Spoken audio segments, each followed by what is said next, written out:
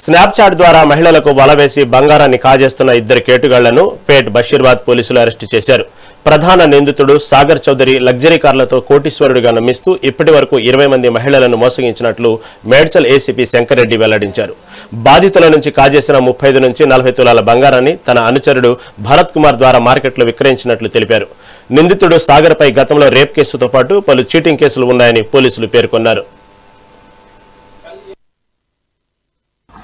ఈ రోజు పేట్ Bashirabad police station పరిధిలో మా యొక్క Pet Basheerabad CI Vijayavardhan, crime inspector Ajay and team కలిపి వాళ్ళ ఒక పాత నేరస్తుని పట్టుకోవడం జరిగింది. అతని పేరు సాయి కుమార్, సునీల్ చౌదరి అలియాస్ సాయి కుమార్. ఇతని నేటివ్ ఆఫ్ సంగారెడ్డి.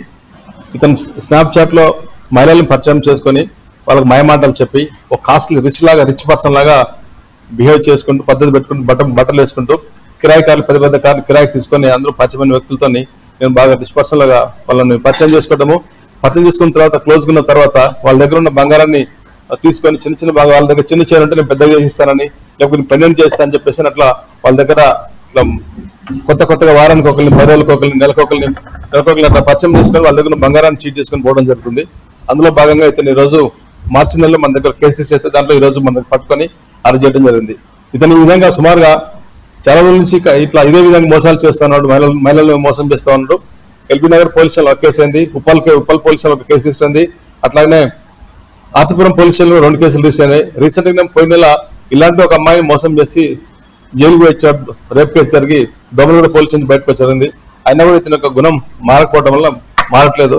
అతను పట్టుకొని ఇవాళ రిమాండ్ చేస్తా ఉన్నాం. మహిళలందరికీ ఒకటే చెప్తున్నాము, ఇన్స్టాగ్రామ్ ద్వారా కానీ లేకుంటే స్నాప్చాట్ ద్వారా కానీ అనవసరంగా పరిచయం లేని వ్యక్తులను నమ్మి ఇటువంటి వాటికి మీరు మోసపోద్దని చెప్పేసి నన్ను మీడియా తరఫున వాళ్ళందరికీ చెప్తున్నాను.